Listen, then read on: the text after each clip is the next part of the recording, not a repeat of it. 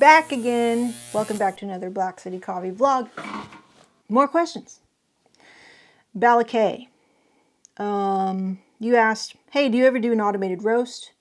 In other worldly, the software control, the roast for consistency. In other words, the software control. Oh, all right. Sorry.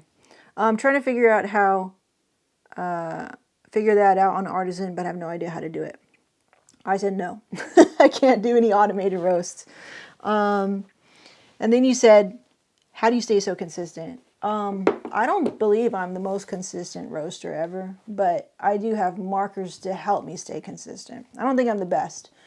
Definitely, I have days where I'm like totally off and I'm like, bro, I got to just do that again. And I'll just freaking drink this batch for myself or give it to friends away for free. Like, I don't feel comfortable selling it where I feel totally off. Like, for example, the most inconsistent that I'm prone to these days is like wanting to do light and instead roasting a medium. In order for me to stay consistent and to move towards becoming a more consistent roaster, there's a couple of things that I do.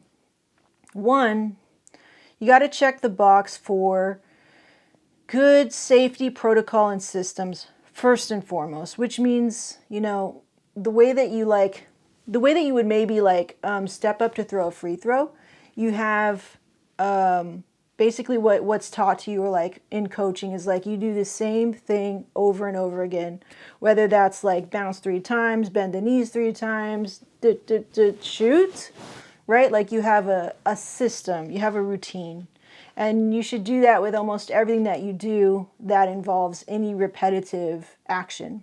So turning on your machine, which means for me, I turn on, I go to get the propane thingy. I have it open so I'm not in an enclosed area.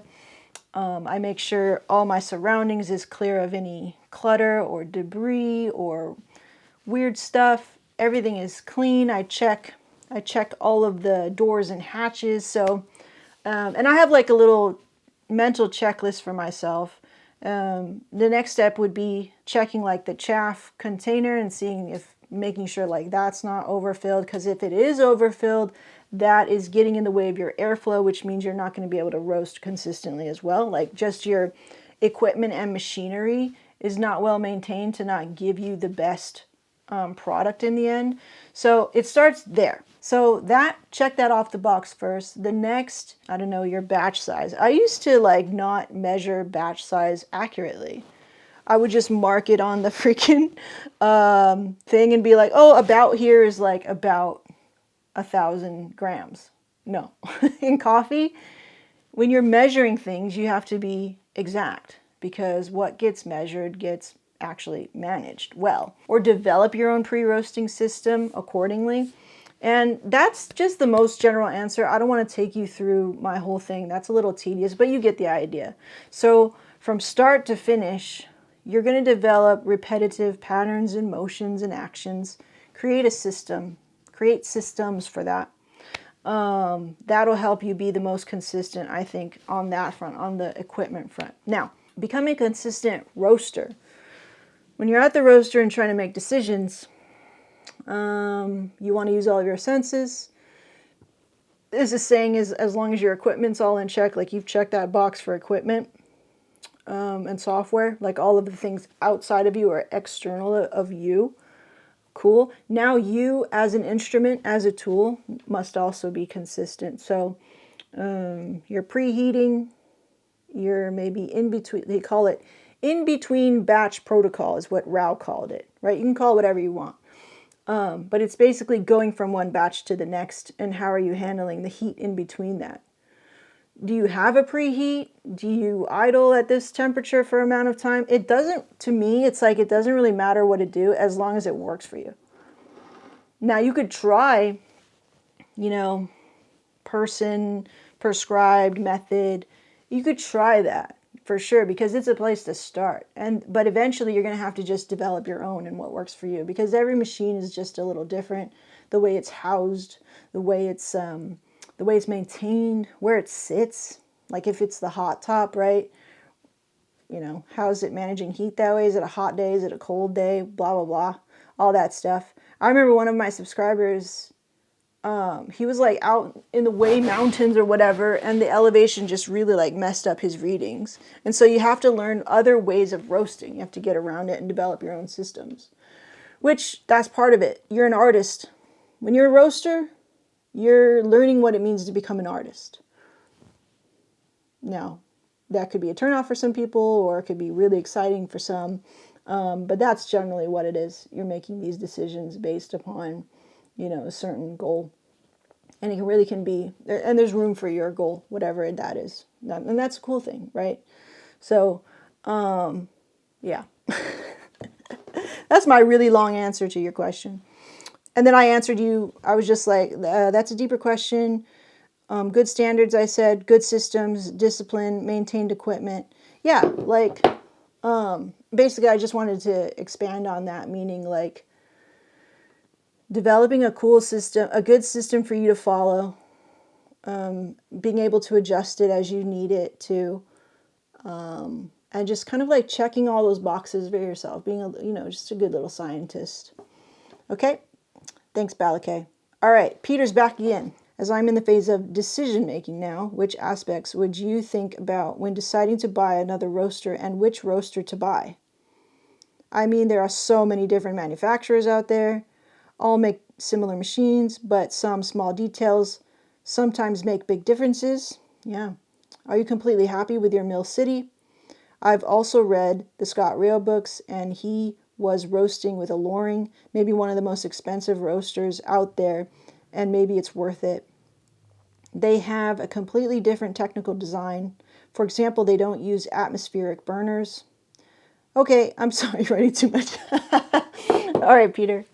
One by one, okay? Which aspects would you think about when deciding to buy another roaster, and which roaster to buy? For me, I'm such a supporter and fan of Mill City. Literally, I really just was, before I even met them, say I didn't even know them, okay? I really love the amount of control I have. If I want to change certain things, I can. And some people may criticize that and say, well, it's too many things to change. And I get that. I get that argument where it's like, say, a Probat back in the day, you have like 3 things to change. And maybe it makes it easier to roast. Maybe not. I don't know. It's really personal preference. How many things would you like to manipulate in your art or craft? I feel like it's just having more colors in the color box. If I'm an artist and I'm painting, I want lots of options. I only don't want primary colors. I want a lot more colors. I don't know. That's kind of how I look at it. Before, I still really feel like before was like the reason why I chose Mill City Roasters was because I had a lot of control. I had power and I had control. A lot of power, actually, right? Those were my 2 biggest things. To me, I was just like, I don't know, it was just my belief, and I kind of still have it now, which is like, if I need that power, I want it. If I'm spending a lot already, I wouldn't want to have to deal with, oh, my roaster's not strong enough or powerful enough. I just didn't want to ever say that.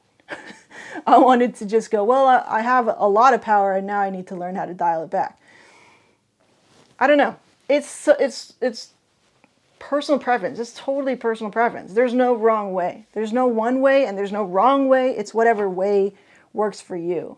I firmly believe that, but I get that it can be really frustrating in that it's like, well, I won't know until I do it, and it costs money to do it.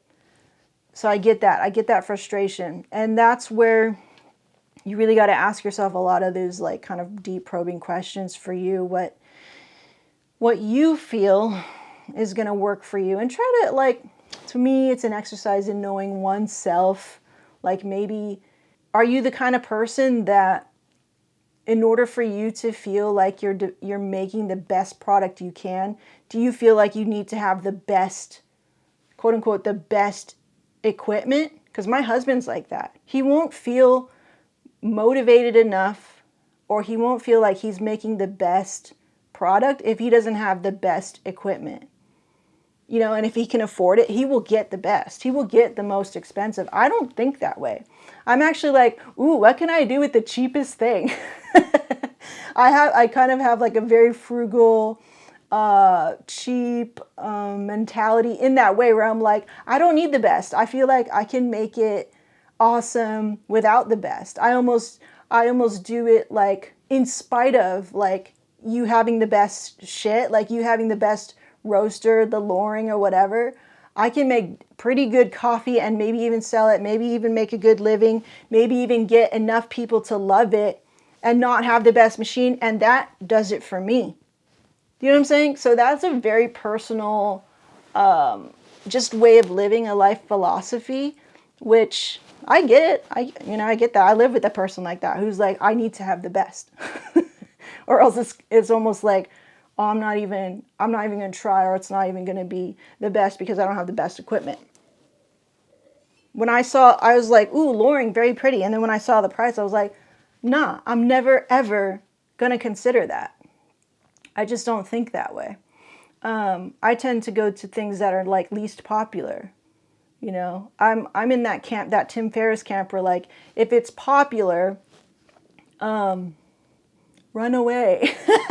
I'm not a bandwagoner, you know, so I really get joy and delight from carving my own path, like, but that's so personal. Okay. So you really, and I won't judge you for getting a Loring. I'm like, dope, you could buy a Loring. But for me, I was just like, yeah, I'm never going to do that. I'm most likely never going to do that. Anyway, so there's that. What was your next question? Which aspect would you think about when deciding to buy another roaster and which roaster to buy? Oh, I told you that, right? So power, control, those are my things, you know. Nowadays, so say I have all my biases, I have all my experience, I would still get a Mill City roaster because I just feel like the support that I have, meaning like the customer support that I have with Mill City roasters, backing up their machines, backing up their like roast software, I just feel comfortable with them. And comfortability and knowing that you could talk to somebody comfortably and feel emotionally supported too, like that does go a long way in business when you're doing something. That makes a big deal. People in the end, you've heard this before, do business with people that they know and like. And sometimes even to the detriment of their business. So, but it's a human thing. Does that make sense? So I like the humans behind Mill City Roasters. So I probably would just choose them again over and over again as I keep increasing my size of roaster in the future. Am I completely happy with my Mill City? Yes, completely happy. I do not want for anything. I'm so happy with it. I'm used to it. It's really the only roaster I've ever roasted on in the sense that it's the only like production roaster I've ever roasted on like that. So actually that's not true. I've roasted on some other roasters and they seemed fine enough or whatever. But yeah, I really love my roaster. You know, I kind of know the ins and outs of it. I know how, because at the roaster, for one thing, yeah, you're trying to be an artist and whatnot, but you're also just an operator. I mean, to kind of like dial back on how special it is to roast coffee. Yes, it is very special to roast coffee, but a lot of that specialness is actually created or really dived into on the cupping table. You know, like when you're at the roaster, it's machine operation, right? That's because eventually you're not going to be behind the roaster for the rest of your life. You're going to be hopefully at the cupping table making very, important decisions and instructing your roaster operator, who still can be an artist, but you're turning buttons. You're turning buttons, and it's a technician's job. You don't get the big bucks for doing that. You get the big bucks for being a visionary, for being an actual leader in your business and making big decisions. Making decisions at the roaster isn't necessarily crazy stuff. I mean, it seems crazy right now if you're learning because for those who are learning, it may seem a little crazy and stuff like that, but eventually you will learn it. And it's just like any technician job. And a technician is pulling handles and just knowing when to pull handles and push buttons at the end of the day. And I'm not ragging on our profession as roasters, all right? I'm just saying that's the reality of it. And I'm very cool with that. Like, there's no shame in that. I would love to just be a technician. Unfortunately, it takes a lot more creativity, a lot higher stakes to run a successful business nowadays. So in the end, when you find out what kind of operation that you prefer to do, doesn't really matter what machine you choose. What matters is if you can afford it, you can deal with all of its little idiosyncrasies, you have a good feeling of support behind the company that you're purchasing from, that you feel good about it. You don't feel bad that you're spending an arm and a leg for it, and that you can make decent coffee with it. Will you make the great tasting coffee in the world? That's up to your cupping team and so on and so forth. But in the end, they are all machines. And it's really just personal preference behind a lot of the decisions of choosing a roaster. There's no shade in that statement. It's just that's, to me, in my experience, in my observation, in my honest observation of what it is to pick a roaster. You know, people tend to think of buying decisions as almost like religious experiences, like people who choose Apple versus PC. Okay, so it's the same thing in coffee and choosing a coffee roaster. Ooh, you got the Loring. I guess that's like the Apple of the roasters or whatever. Okay, cool. But in the end, it's like, what kind of coffee are you going to make with it? Are you running a successful business? Are you able to do what you want to do? And if you're able to answer those questions comfortably, check, check, check, cool. Applaud. You know, then that's a win. That's a win for you. Awesome. But to me, they're just machines, and it's how you prefer. Whatever you prefer to work with. You like PC, you like Apple. To me, that's how I look at it, you know. And it doesn't need to be anything more than that. Okay, well, I hope those answers were sufficient. I'm sure they're not set in stone, and it's really up to you, okay? You don't have to listen to anything I say. This is all my opinion, all right? So I hope you enjoyed that. We got a little Mr. Pablo in the cup here. Nice, balanced cup. Very interesting, very special coffee that I find that, have I roasted it perfectly? No. But I think it's very good. It's very tasty, and I want to share it with you all. And that's really what coffee roasting is all about. Anyway, hope you enjoyed that. Hope you learned something. We'll see you in the next one. Bye.